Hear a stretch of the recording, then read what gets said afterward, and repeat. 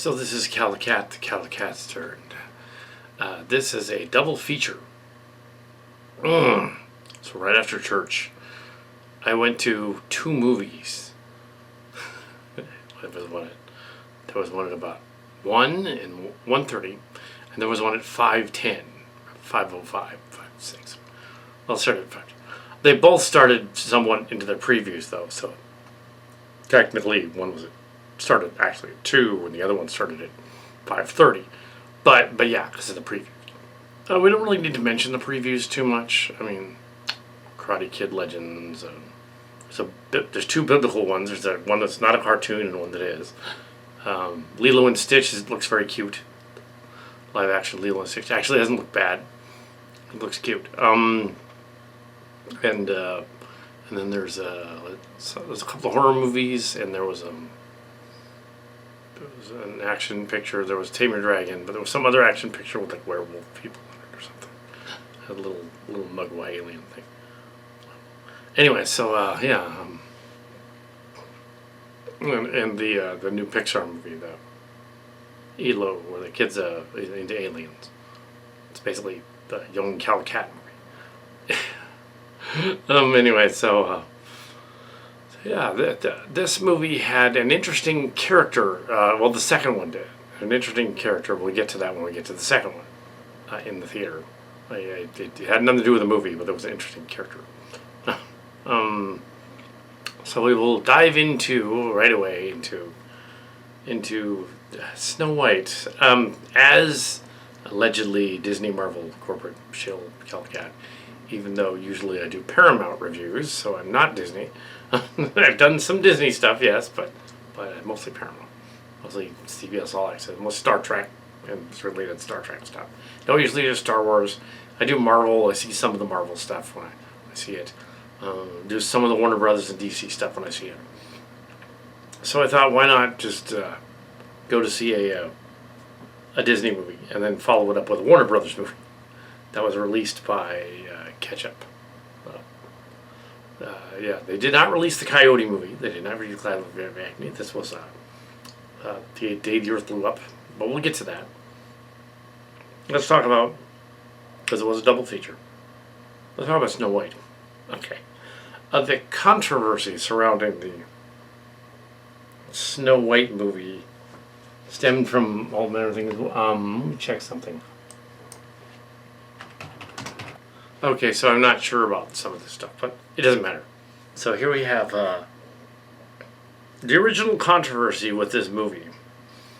Early shots of it showed the characters before they did the whole put the spots on them and have them stand around, and then we'll rotoscope the dwarves over them. So there were early trailers early on, 2 years ago, showing a pack of people just standing on a hillside in regular clothes, and oh my god, that's the dwarves, and they freaked out because they're like, oh no, it was the actors that were standing in for what would be the dwarves later. They were gonna paint over them. They were just standing there. They're the actors. They're not little people in this story. So that didn't happen like that. They just had actors stand in for them in the shot. That's all. The cast was in the shot.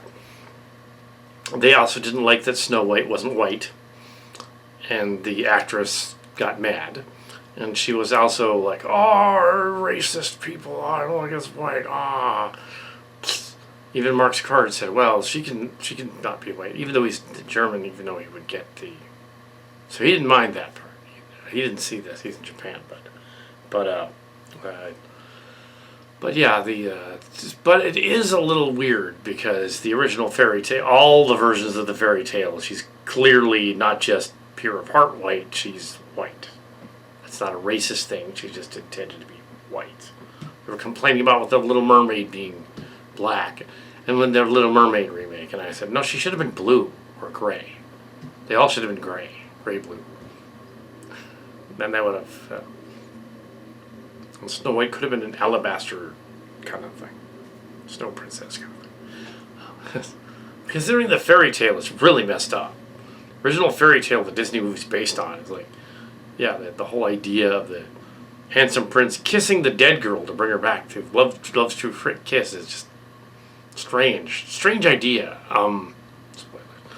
But yeah, so the strange ideas were already there, and we have Gal Gadot as the bad guy, the evil queen, and and we have have we had other versions of I was thinking of something, but no, I'm thinking mixing up Snow White and Sleeping Beauty. So no, it's not the other lady. It's not Maleficent. That's from Sleeping Beauty, different lady. Similar idea. Somebody's sleeping and they're no similar idea. The original authors of that story go way back, not just that one guy. And but yeah, so our movie, the movie itself, based on an early '30s Disney movie, one of the first animated features they ever did.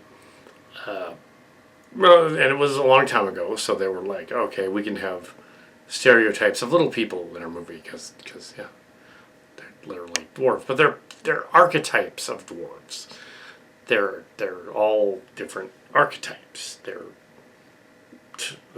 sleepy, bashful, grumpy, dopey, and dopey is just called that because he's deaf and dumb, which is kind of messed up because the 30s and they were assholes, and but in this one, no, he just gets he.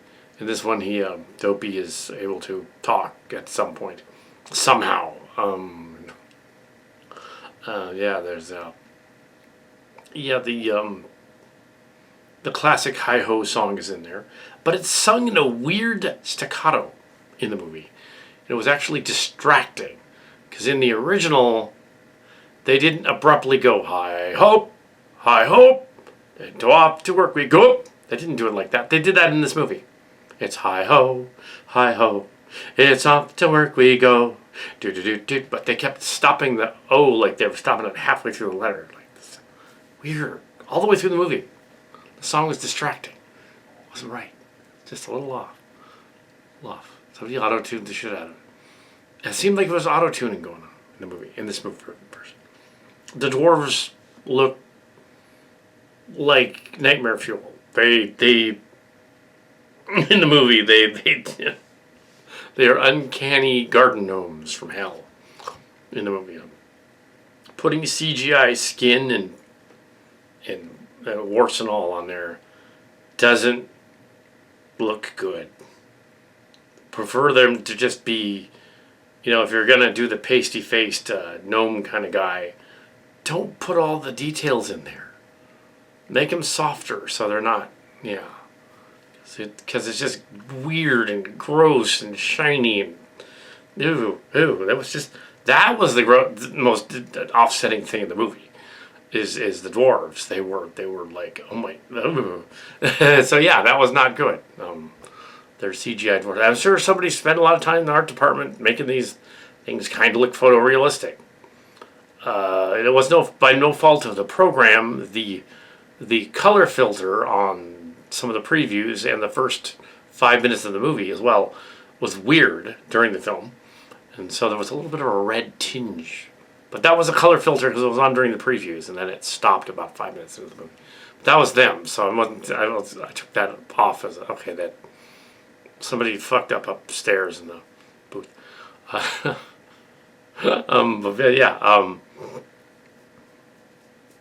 So it's the Snow White story. It's her parents die, and then the evil queen takes over, and they don't think to just. The evil queen in this version is clearly not the queen, so why don't the townspeople just rebel and take her out? Why they don't do that, I don't know. And the original story, it never made sense either, because can't she tell? Okay, the bad guy is going to be the hag later on. It's really obvious. In some of the versions of the tale, she does it twice to try to take her out. The huntsman with the heart thing, and that other thing. They race swap to the huntsman, make a black guy. But that's fine.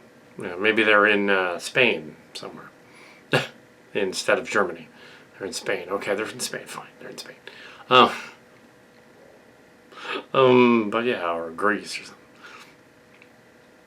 But sure, that the race swap doesn't bother me. It's the dwarves were just like uncanny. Um, they had a lot. They added some songs to it. They're not very memorable. There's of course the Hi-Ho one and the other one. They're memorable. But you have yeah, and then I keep thinking of other songs in the back of my head and thinking, oh no, that's another Disney movie. So I'm not going to mention that. Yeah, because I kind of want to get through the review here. Oh, so we have the characters attempting to break out into song at certain points, in which point some of them actually say what's going on. The riffraff guy, they changed the prince into a riffraff. Got a guy like kind of like from Aladdin. He's kind of like from Aladdin. He's a bandit. Comes in and steals stuff. She's made to be a maid. He's a bandit. Steal the food. So they do change some of it, and they do add some woke stuff, which is fine, but it doesn't fit with the time period. They kind of needed to say, okay, this is not ancient Germany in the 1600s. It's actually contemporary, like the two trailers for the Smurf movie. It's contemporary, and that one made sense because they went to Paris in one of the Smurf movies years ago. They're just remaking it. Anyway, it's not about that.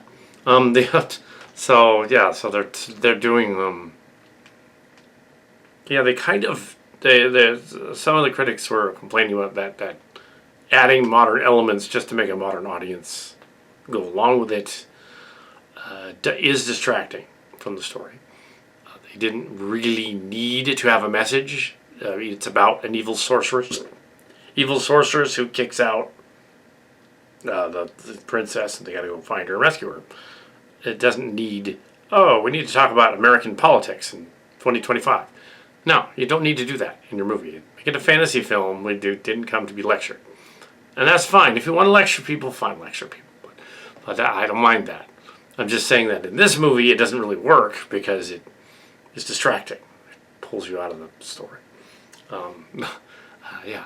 It's allegedly the Disney shill, the Calicat show. Not clearly a Disney show. More Paramount stuff.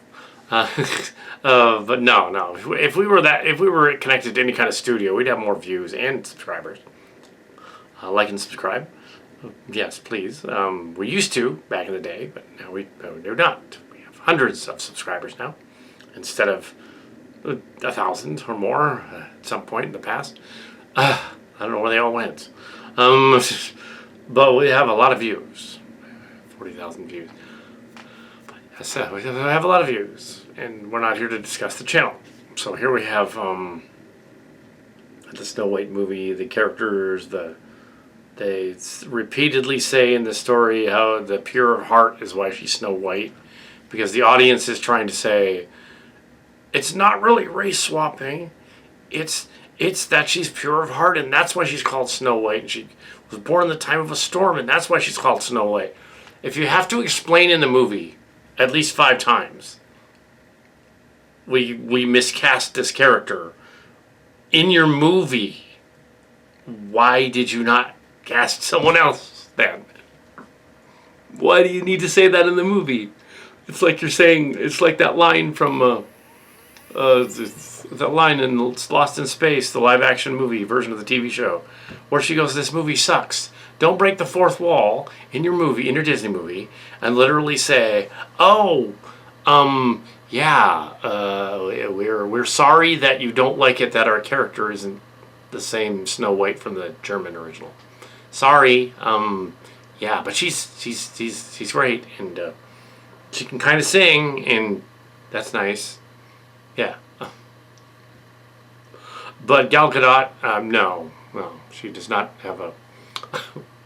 Although I will say that Gal Gadot, and as the bad guy, as the campy show, he did a little review of it earlier, had said, maybe she had her calling in being the villain, not the hero. I would say that about Wonder Woman 1984, where she was a villain. She was not the hero in that movie, because she decided, I'm going to bring back my ex-boyfriend with the wishing stone in the body of some other guy that was completely unaware of it. And that's messed up. If they'd done that in a movie and they'd swapped the genders, Women complaining about that, but we've been about that. But it's relevant here because Gal Gadot is playing a witch lady who transforms herself into an old lady at some point. So it's relevant because it's the same actress. Is she better as a villain than a hero? Not necessarily.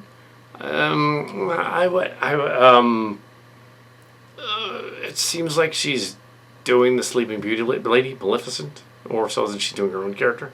That's what I was thinking, Maleficent for a second. She's not. The Mirror is good. Whoever played the Mirror is good. Yeah. So we have. So we have a movie that kind of doesn't understand what its pacing is doing, and seems constantly trying to apologize for the changes in the film. At one point we have our hero and heroine who meet earlier, which makes the kiss scene later make more sense. Yeah, of course. Okay, they knew each other, and he kisses her because he thinks she's dead, and he kisses her buddy. It's still weird, but that kind of makes more sense. But that wasn't in the original movie. He just came out of nowhere in the original movie. He didn't know her, and he was a prince. They apologized for him not being a prince, and then they have her do a speech about him doing a song about Prince's the princess problems. Let's say the song. Where he's saying like, oh, basically you're a haughty princess and you're stuck up. That's the song. It's like, okay, why is this in the movie? If you didn't want to make a movie about princes and princesses, then don't make Snow White. Yeah, the director seemed constantly like, okay, at odds with itself. The movie is at odds with its own narrative. It's to fight itself, its own narrative. Yeah, it seems that audiences on Rotten Tomatoes like the movie, probably the ones that were paid, and the ones that like it about half and half. Usually I don't go for the critic score in this case, but in the case of this one, yeah, I'll go with the critic score. It is half of a good movie. It has elements that work, but it has a lot of elements that don't work, and they're jarring. And yeah, I would have cut out like a third of the songs, because honestly, that Prince guy, just like in the Little Mermaid movie, he can't sing. Yeah. And none of the dwarves can really sing either, which is weird because some of them can, but in this as actors, but the way they did it, they yeah. What were they doing? What was that? There was a weird echo or something.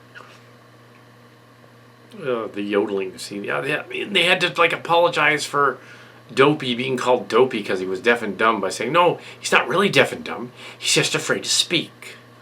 What? Why would he be afraid to? What? No. What?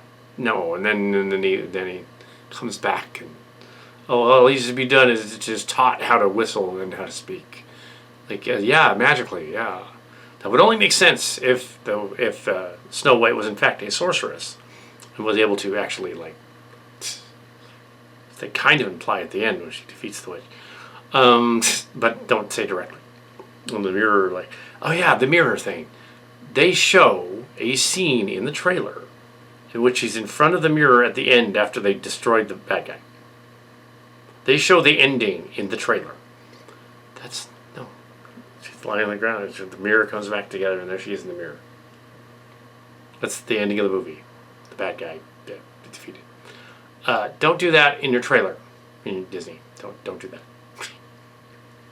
Oh yeah. I mean, the scene was out of context, but still. Wait a second.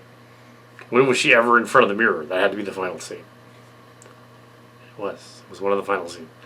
And there was this weird part where they overemphasize it again. When she becomes the queen at the end, they have to have a queen part at the end with Snow White and everyone dressed in white. Come on. Snow White and everyone dressed in white, and they're in the middle of a Bavarian like thing and whatever, and it's like, where would they get all that white cloth back then? I get the town village Beauty and the Beast beginning like sing along at the beginning. Okay, fine. but Belle was better in the Beauty and the Beast movie. Although in the Beauty and the Beast live action movie, by her own admission, the actress who played Belle in the Disney live action version, Emma Watson, she said by herself, I'm really not the greatest singer. I don't know why they cast me to sing. She said that. Yeah, it was okay. I was fine. It was okay singing. Yeah. So, but yeah. So we have a movie that doesn't know what it is and is trying desperately to get your attention, like a love-struck teenager. Also, in the original Grimm, I think it's either Grimm or Hans Christian, one of those guys. In the original version of this story, this is a girl. That makes it even more screwed up. She's not even 18. She's like 14 at most in the original story. So, yeah. Sleeping Beauty isn't that old, too. She's got to be like 15, too. Cinderella's a little older than they are. But the other two are maybe 16. Ariel is supposed to be 16.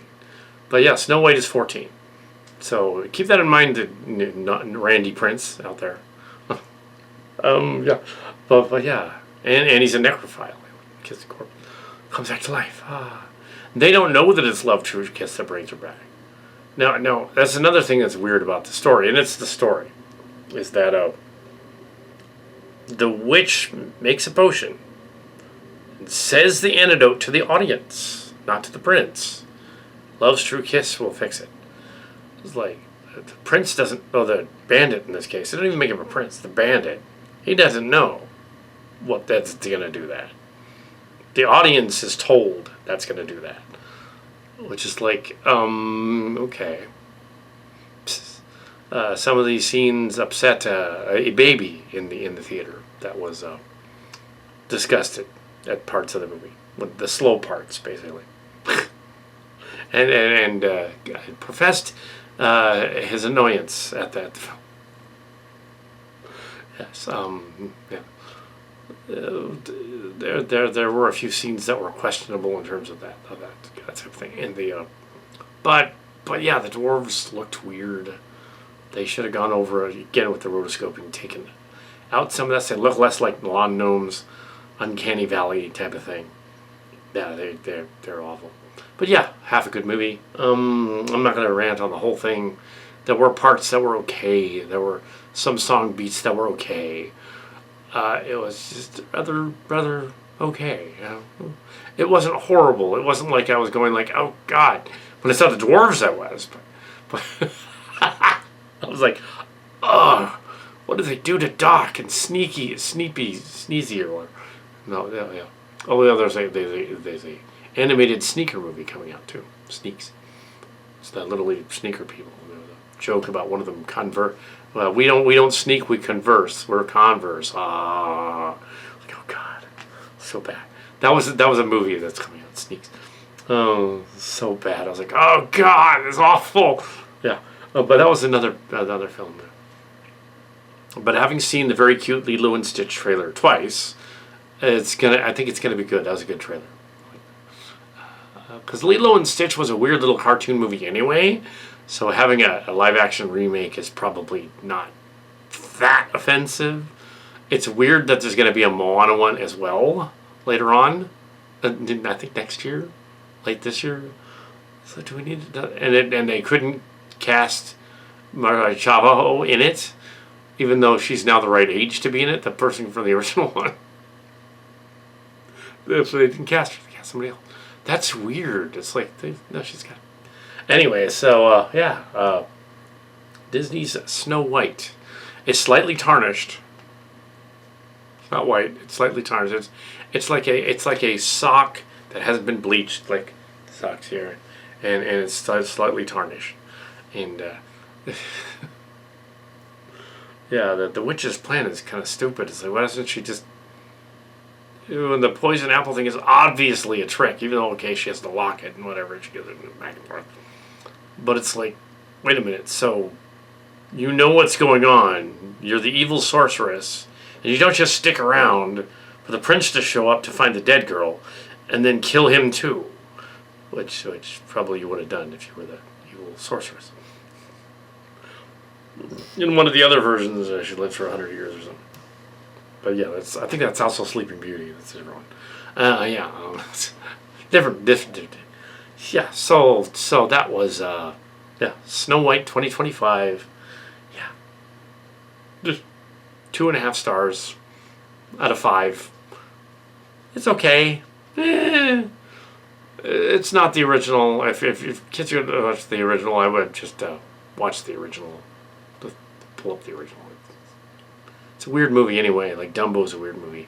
Anyway, pull that one up. Also, another thing with somebody being deaf and not speaking. Dumbo. That's kind of a meme name. But yeah, they did that in the 40s and 50s and 60s. It's also a blink and you miss it. There's a reference to Bambi in it. There's a Bambi deer that walks up at one point. Reference to Bambi. If they're doing live action Bambi, it's gonna suck. That's not gonna work. Some of the forest was weird. Some of the set pieces were odd. Okay, they used that big. I wonder if any of the critics noticed. I did, because I've seen a lot of the Star Wars stuff. That big screen they used for the Mandalorian, they used that on this movie quite a lot. And they built some forest sets here and there, and they had some outdoor stuff here and there. But you could tell when it wasn't. You could tell that it was that big Marvel / Star Wars big screen. Because like some of the outdoor stuff when they're walking or whatever is probably real when it was stuck in there. But yeah, you could tell the blurry in the background rotoscoped thing in the castle area and some of the other fantastical areas where you're like, wait a minute, they're not actually interacting with anything around them. They're interacting with the thing immediately in front of them, and they're on a big soundstage with a green screen. The animators get a lot of work on these things. I'm not going to blame the animators because they get a lot of work. So the writers and stuff. Yeah, so that was fun. But yeah, you could tell there were parts in this. And they had that weird new modern thing, and I could tell it was rotoscoped on a screen because Paramount has the same problem with Star Trek. They will set up the characters to have a back and forth conversation, a la Lucas in the prequels, and they'll have a back and forth, and they have somebody at the center of the screen, and they'll have somebody just off to the side of the screen, so, or like so, and they'll have a third, and they'll have sort of a focus pull kind of thing going on. But this is a Hollywood movie with millions of dollars. Not a fan guy in the middle of the Bay Area doing a vlog. Cues where they're markers, where they're standing. And they had to zoom in on the character and just didn't bother reshooting the scene. If your villain is in the immediate foreground, off to the right or the left, that's what I'm saying. And the hero is immediately center. That's bad. Don't do that. If they're talking to each other in the same shot, that's fine at center, as long as the other person is not cut off. Because you zoomed in, because the blue screen wasn't. You couldn't see through the viewfinder and see the blue screen. Yeah. Little nitpick there about filming. Red Letter Media made fun of that a couple times.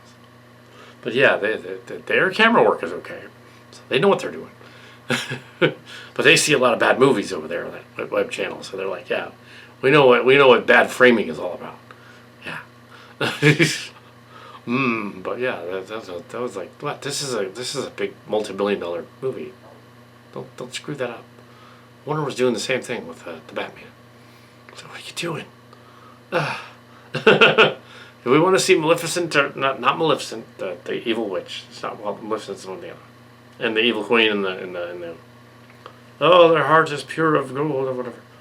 Let's go on to the Looney Tunes movie instead. Okay, after 4.5 stars on the other one, let's go on to the Looney Tunes movie.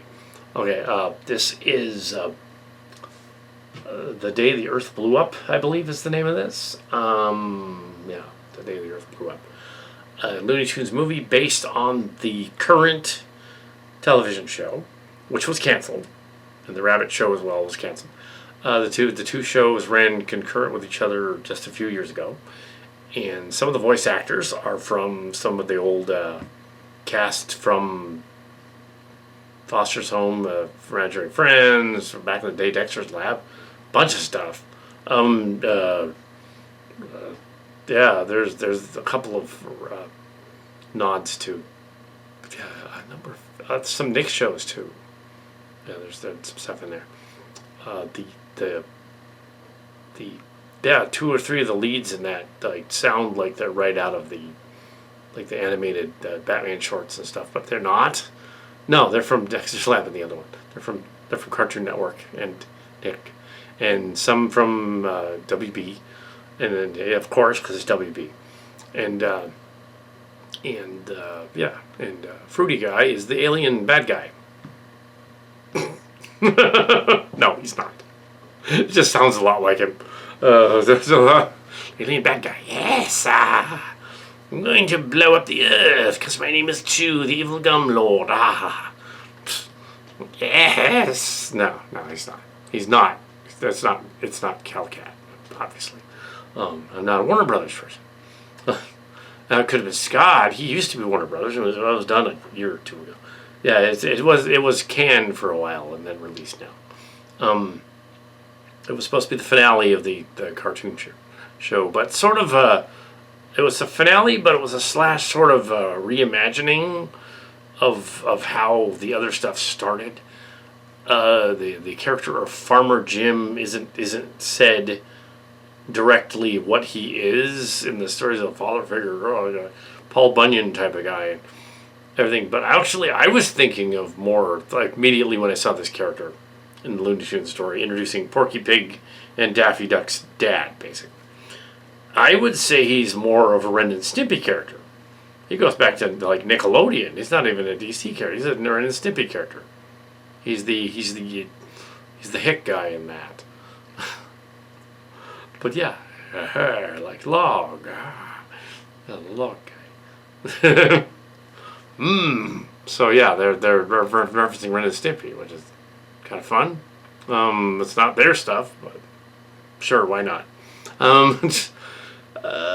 Yeah, and there was so early on there were a lot of previews and repeat preview commercials, and there was a very odd 70-something man sitting next to me, right on my left side, and apparently he was a pseudo Trump fan, but he was also atheist, and he was also like commenting on the cartoons and stuff and the previews and stuff and saying and saying stuff like he made a joke about there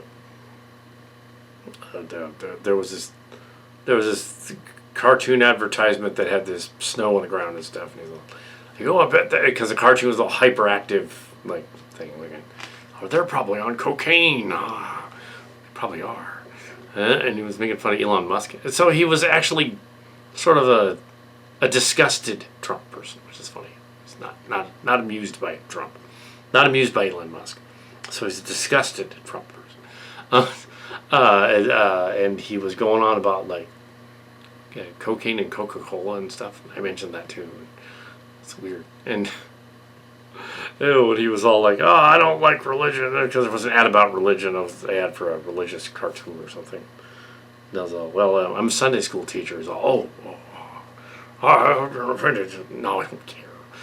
you can have whatever opinion you want, sir. I don't mind. But yeah, he's all, damn it. You can even cuss if you want to. I don't care. You don't go to my church. I don't care. But yeah, so that was funny, and then making fun of Elon Musk and Cybertruck, and the Samsung Galaxy commercial freaked him out. He thought they were going to take over. He's like, the last thing I want is my phone telling me what to do with them. The phone was telling the person in the ad to wake her up and stuff. I don't want to have that happen. But yes, then he stopped. He had a giant thing of Coca-Cola, so I figured about halfway through this movie, he's going to get up to take a piss and miss blank parts of it. And there was his family. So. And he did. He had to get up during the escape from the gum zombies. This movie is an odd. There were some very funny scenes in it, though. Very less, I would say, very Tex Avery, which goes back to like before Chuck Jones. It was Chuck Jones, Tex Avery, and that kind of thing. A lot of that kind of stuff in there. A lot of throwbacks to the 50s sci-fi horror thing. It's sort of, and also to more recent zombie stuff in the 60s and 70s. It was definitely a cross between, those old monster scare movies from the 50s and 60s, the environmental scare type of thing. Warren jokes. There was a global warming joke in it. Of course there was. But yes, there was sexual harassment in the workplace jokes in it. Quite a lot of those. It was not like the cartoon from the WB show, which is not as randy as this cartoon was leaning into a little bit of the randies. It was trying to be Ren and Stimpy, but clean, basically. A clean Ren and Stimpy, which is weird. And with Porky and Daffy playing Ren and Stimpy. That's what it came off to me. They have a house that's all run down, similar to Ren and Stimpy. They have a father figure similar to their dad, but before them who in their version he was an asshole. But and then there was George Keister, who was kind of their sort of which they stole from the Little Beast Monster. But yes, why not? He probably would have been their dad.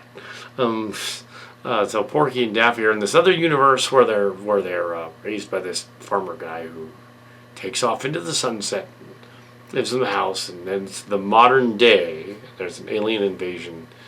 There's an alien invasion asteroid thing coming to Earth, crashes into the roof of their house, and the building inspector shows up to inspect the house. And the roof's all destroyed, and there's a weird like gum thing. He keeps saying chew, but of course our slightly racist old man there on the side thought it was another word. It wasn't. It was chew. Guess which word? But yes, obviously the man was a Nazi. Yes. He said to chew. He didn't say Jew, okay? Oh, well, sorry. And I wasn't the one that said that. His daughter next to him said it. He didn't say that. He said chew. God. Oh, people are stupid. Anyways, I hope he wasn't a famous YouTuber. I don't think so. But yes. But yeah, and it was a Looney movie. There were Looney scenes. Daffy Duck apparently can lay eggs. And they bring that up twice in the movie, including him being forced to lay eggs later. He does say to the audience at one point, breaking the fourth wall, "It's really weird because I'm a male duck that can lay eggs." Yeah. So he's not a male duck. Apparently he's a female duck. Porky's actually been his... What? Only thing that works is if it's Plucky and Hampton Pig, and it's not really Porky. It's Hampton. It's Porky's son. It's the only way that works, but it doesn't really. There's a Randy diner scene at one point, right out of a Ren and Stimpy cartoon. There's a lot of Ren. I wouldn't be surprised if there were some Ren and Stimpy guys writing this story, because it hits that mark. Like it's it's sassy and adult in parts. The duck plays wingman to the pig and goes up and tries to Porky meet Petunia Pig and makes a sex joke about cherry pie. In the cartoon, children were watching. They were like, "Oh my God, did he just... Oh, that's not cool." It was like, yeah, that's what he said. Laughing, but oh my goodness, I can't show this to the kids at the school. I had to cut that part out. Cover your ears. That part. Can't play that part. That's that one. It worked, but it was wrong. And there was sexual harassment in the workplace lines and stuff. See, there was... he kept trying to pick up on her at their job. They go to a job to try to earn money and stuff. Oh, and there's a Karen in it. and the guy also agreed that it was a Karen lady. The land inspector lady looks like a Karen, and actually, and I said, actually, it looks like Donald Trump in drag, because it did. She had like a face done up with that orange face paint, and the hair was a bouffant going like whoosh, blonde. It's Trump in drag. He's like, oh God, it is. Okay, that's okay. I don't know if I like that. Oh. The daughter over there was like, it totally is. Oh shit.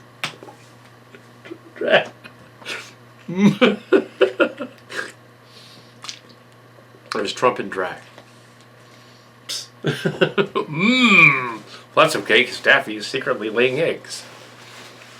See, that's the way to do woke DEI humor. You just put it in the movie, and it goes right past the Trumper people.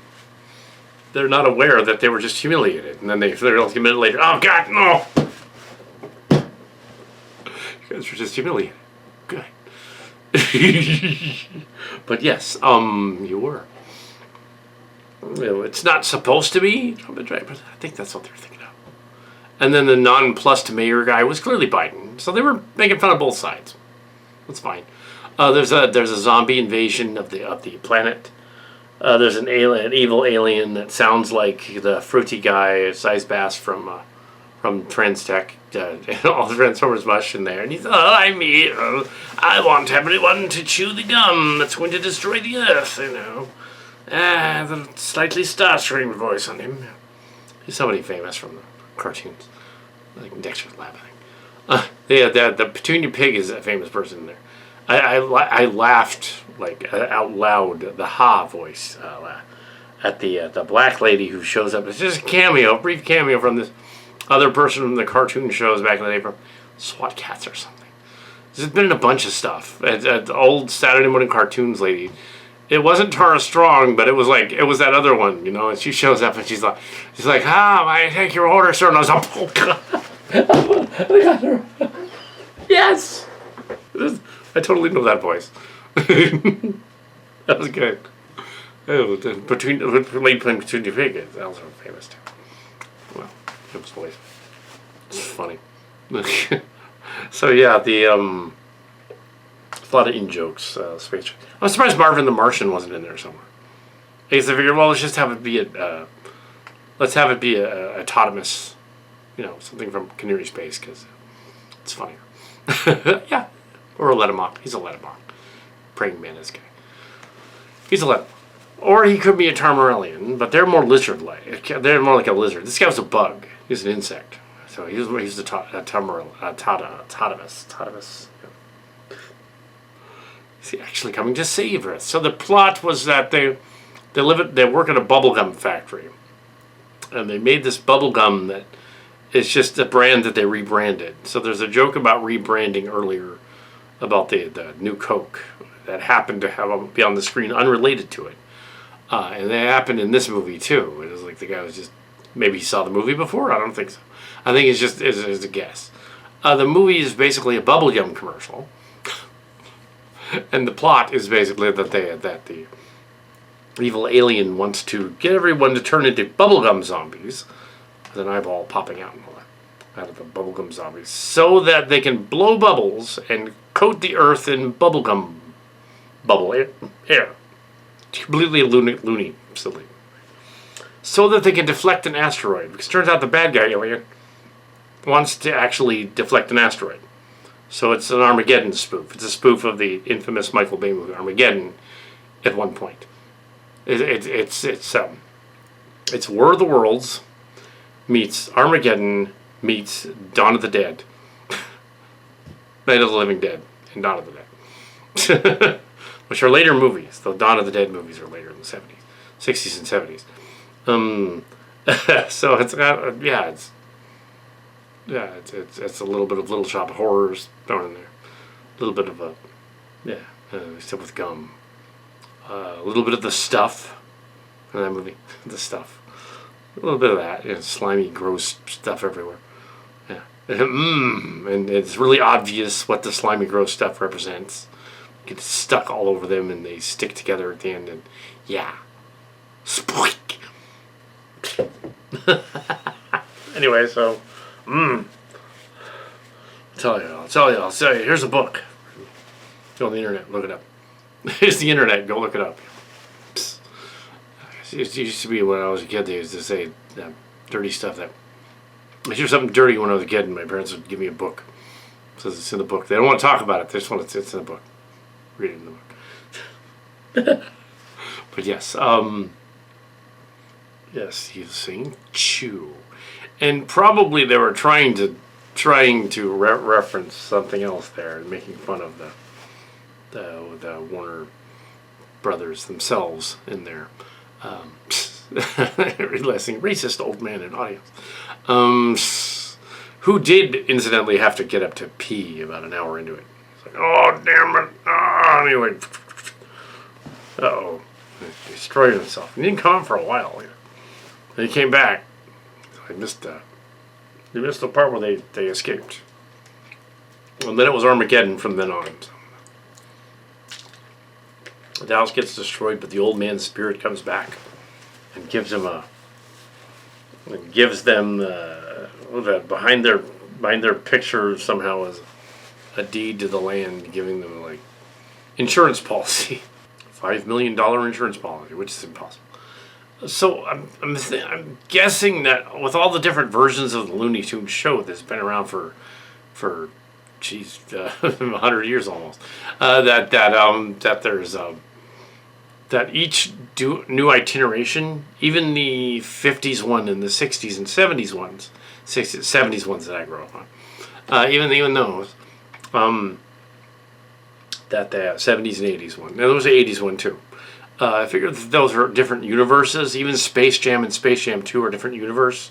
It's a parallel universe where it's a multiverse, and they're all different versions of them going on. So they all can exist. So Looney Tunes, the new Looney Tunes show is just there, and it is a little more edgy than the other ones.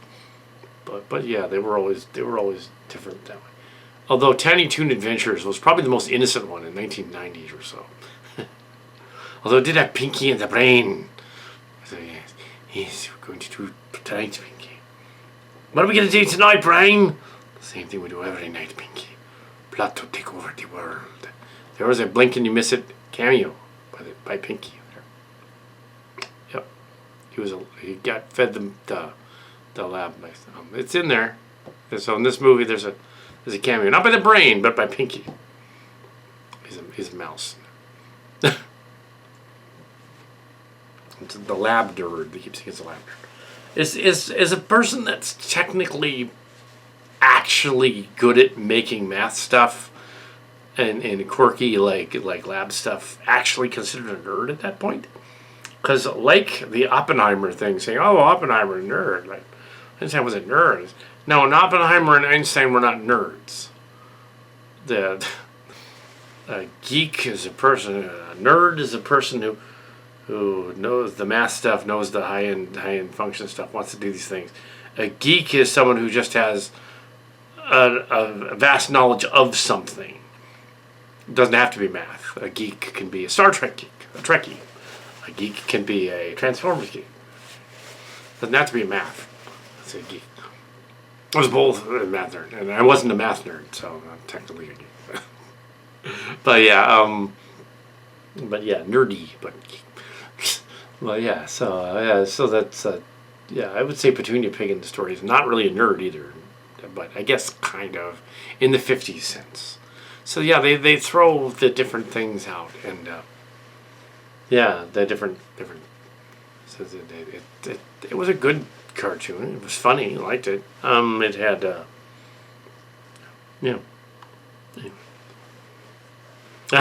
okay, I'll give that one a modest 3 stars. 3.5 maybe. A little bit. Yeah. I didn't see Space Jam 2, so I don't know if that was any good or not. I haven't seen. I think the last Looney Tunes movie, Looney Tunes Back in Action, was probably several years ago. That was a long time ago. I think that was. It has been a while. Yeah, the newer voices did a fairly good job of doing a Mel Blanc voice, which I was kind of impressed with. Pretty good Mel Blanc. It's funny though that Mel was back in the day. There was a convention. See, they have to get 5 or 6 guys from different animated shows to do the voices. That dude back in the day when he was alive could do all of the voices right out of his mouth. It was freaking amazing. He's like, I'm Sylvester the Cat. And suddenly, I'm Daffy Duck. And I'm Bugs Bunny. I'm poor Porky Pig too. And you just do them all. You just, like, immediately, like, boom, there they are. Tweety Boy. You just do them. You just, boom, there it goes. It's amazing. Man of 1,000 voices. Literally could do, like, Foghorn Leghorn, I say, the Chicken Hawk. That was kind of a suggestively raunchy cartoon too. He was a chicken hawk. It's kind of offensive. Just holy shit. Yeah, I know it's a little bird that goes after chickens, but it's something else too. It's a slang term from in the 50s and 60s. So you don't want to be one of those. Yeah, Dwayne. Yeah, Tiny Toons. The nieces and nephews grew up on. That's in the 90s of the Tiny Toons. And the Tiny Toons was interesting because they had Tiny Toon Adventures and Pinky the Brain and the Warner Brother and the Warner Sister and all that. The other guys. They had the back in the day they actually let the daughter of one of the producers, nepotism, write an episode of that show. And there was an episode of it written by, and they broke the fourth wall in that one and said, "Was this written by a 12-year-old girl?" That was a contemporary of the shows at a convention years ago. As an adult, that was it was the girl from the Looney Tunes that did it wrote an episode of Tiny Toon Adventures. Awesome. Yeah, it wasn't me, it was this girl, obviously.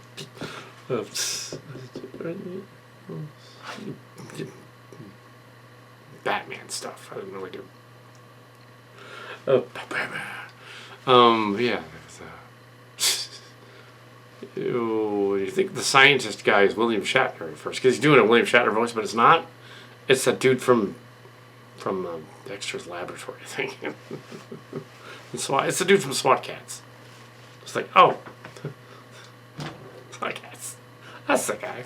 Oh, yeah. That's an old show too. SWAT Cats are from the 80s. Oh, and the landlord lady, they rebuild the house because they get the deed. They rebuild the house, and the landlord lady's head explodes. Probably why, making the Trump lady's head explode was probably a little bit of, Warner Brothers kind of didn't want to deal with it, so they gave it to Ketchup to release it. Probably not because of that, but because it's a little raunchy. But to release it, I hope that Ketchup releases Coyote versus Acme, because they did finish that, and some of those people were the Warner people. They were there. I want to see that movie because they're in that. They're not in this one. I want to see that one because they're in that one. Go like, that's the guy. Even more so, I want to see that one. So, well, Coyote versus Acme. Please put that out so we can see it in the theater. That's the one I want to see. Coyote versus Acme. I don't have HBO or WB show. I just remember the other stuff back in the day when it was free. But yeah, interesting. This is my double feature, and so we had Snow White, 2.5 stars, and we have this one that's 3.5. This is a Looney Tunes movie. It's not overly great, but there were generally laugh out loud funny scenes. So hey, it has its moments. I don't mind sort of a Warner Brothers version of a Ren and Stimpy. That's fine. That's cool. Despite what the original Ren and Stimpy guy kind of became a dick, but yeah, them doing one is fine.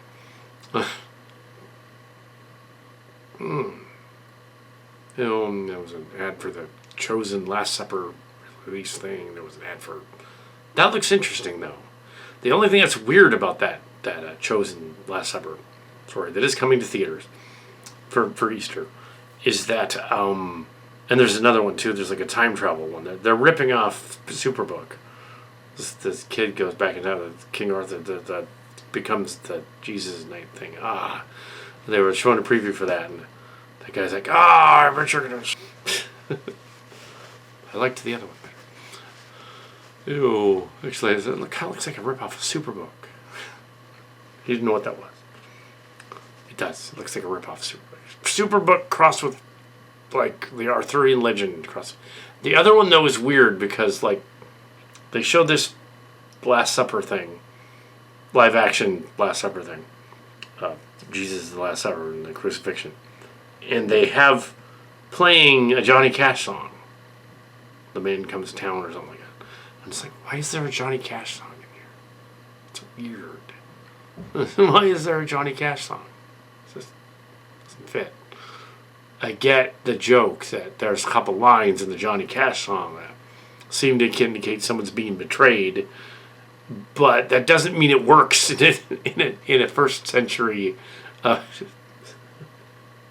well, that trailers are weird.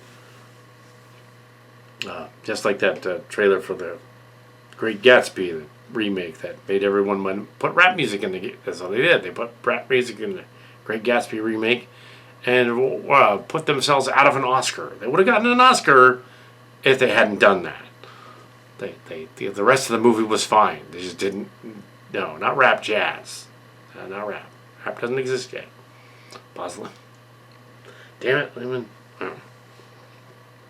But yeah. But the Looney Tunes can get away with all kinds of stuff.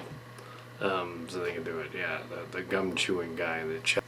Well, the early Looney Tunes in the 60s, 50s and 60s was definitely fueled by mounds of cocaine. Most of that stuff probably was. I mean, the reason they were loony is because he was on uppers and speed and stuff. Daffy was like, Now, I don't know if the actors were, but they probably were because it was the 60s. Wouldn't it be funny if this guy just slammed into a wall repeatedly and jumped off a spaceship from a million miles up and went and then came back and clearly stoned, clearly wasted. I did comment when there was an ad for the Disney Resort when they were before the movie started, and I made a joke about the Disney Resort and the It's a Small World ride, and it said that whoever designed It's a Small World was clearly on drugs. Because of drugs. I said, you know what? And also, you don't want to go on that ride while having eaten an edible pot brownie. Just saying. He laughed. That's not a good idea. He'd be like, shit, what is that? See you on a million cameras and go, okay, that guy's tripping balls. Get him off the ride. No, don't do that. Don't do that. Odd movie, yeah. The gum chewing zombies, gum zombies. Something that a teenager wrote as well, but yes, there it is.